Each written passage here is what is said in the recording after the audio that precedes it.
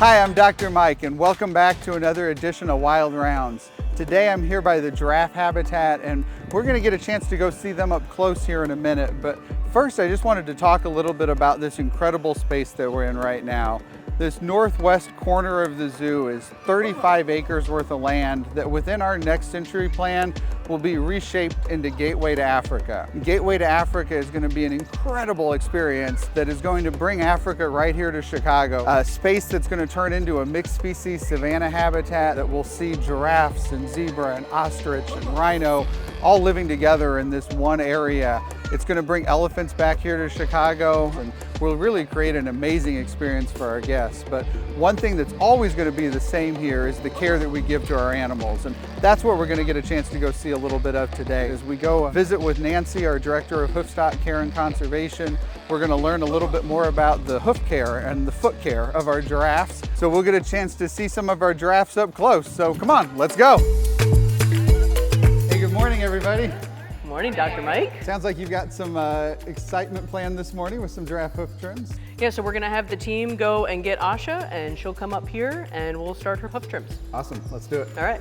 Of course, this isn't your first time with Giraffe. It is not, no. Many days spent in this building with Giraffe over many years. It's exciting to see this kind of training taking place because this is something that until fairly recently was not something that we were really able to develop this kind of relationship with our giraffes to facilitate this kind of hoof work. And so this used to be, anytime there was a hoof need, this often ended up in general anesthesia for the giraffe in order to be able to trim these hooves effectively. And I think it's absolutely amazing what the team has been able to bring forward and accomplish with the foot care for these animals. Absolutely. The trust relationship that these guys have with the giraffe is incredible. And because when they aren't feeling good, they don't want to eat. So we need to have that relationship and these practice reps in essentially, so when the need does arise, they trust us and they're ready to let us help. They're very smart, they're very curious, and those feet are really powerful. That's their main weapon in the wild. It's also their livelihood. It's how they get from point A to point B. So those feet are super important. Yeah. A lot of our viewers may have spent most of their time looking up at giraffes. We tend to always be looking at the head of the giraffe and the height of it, but maybe not looking down at those feet. So they've got this cloven hoof that's got 2 toes on it, and it's a keratin just like your fingernail, and that grows naturally on a continual basis throughout the animal's life. But if it overgrows, it can be a problem. Trimming that down and just the natural wear is so critical to maintaining that hoof in the appropriate shape. We have one of our zookeepers, Becca. She's doing probably the most important thing, which is keeping Asha comfortable. We use positive reinforcement training here, so we're reinforcing behaviors we want to see, encouraging her to participate. When she chooses to participate, she gets great food. When she chooses not to participate, she still has plenty of food, plenty of options, and she can walk away at any point in time. And that's such a key point for everything we do here. The animal's always got the choice and control in the situation. If they're done, if they're not feeling it today, they walk away. They still have their normal food, and life goes on. So our other keeper, Kate, she's holding Asha's foot right now. So she's not keeping Asha's foot there, but what she is doing is just making sure that it's kind of positioned appropriately, and it also allows her to feel all those tendons. And if she's tense or if she's feeling a little frisky, she's actually going to feel that in her hands while she's holding that foot. So we also have another keeper, Dana, who's our lead keeper. She has all the hoof tools that we use. So all the tools that we use for giraffe feet are very similar to horse hooves because same, right? So we have different tools that a farrier would use, hoof knives, we have rasps. We also have a circular sander that's hooked up to a power tool that the giraffe are actually desensitized to. So they're used to the noise, they're used to the feeling. All of these keepers went to a hoof trimming class. You threw out a word there a moment ago that some of our viewers may not know, farrier. That's somebody whose job is trimming hooves, primarily horses, but really good farriers are also able to apply that knowledge to all of the weird hooves that we have in all of the different animal species here at the zoo, and it makes it so much less stressful for the animal when it's just part of the routine like this versus a big special event with somebody coming in and a lot of commotion around that. Just so calm. These giraffes are really resilient. The work that's gone into it and getting them comfortable with this process and acclimated to everything going on. I think it's important for us to, also note that the outer part of the hoof there, the keratin that's like your fingernail, no sensation. So while it's loud, it's not something the animal feels other than the vibration. It's just the same as, you know, having our fingernails filed down just on a much more grand scale. Anyone who's ever gotten a pedicure or manicure, it is the same thing. It is just on a giraffe instead of a person. Yeah, yeah.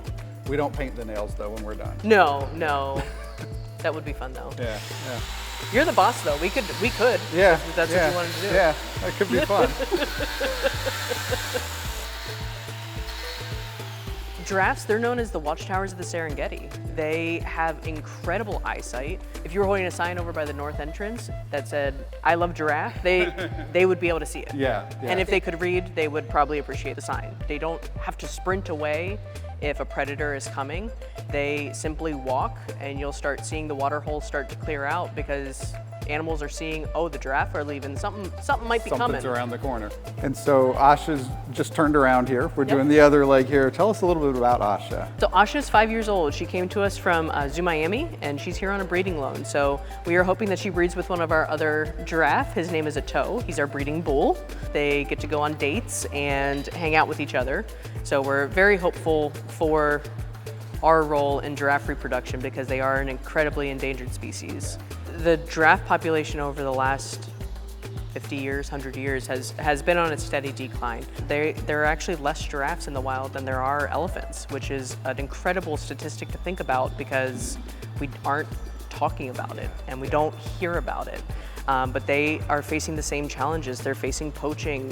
Habitat loss is one of the major things that giraffe are feeling because they eat trees, they eat plants, and the more that we destroy, that's their food source.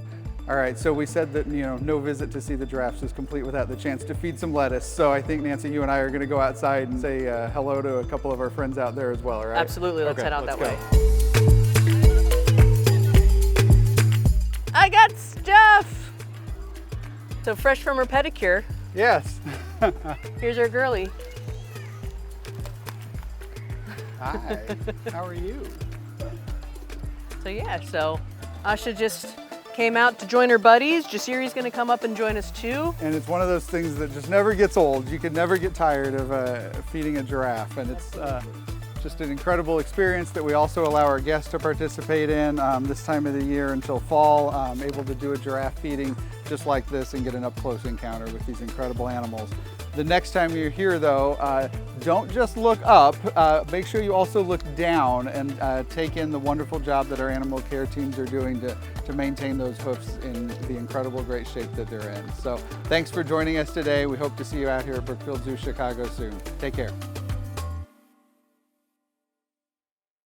Dr. Mike, how do you think giraffes would wear ties?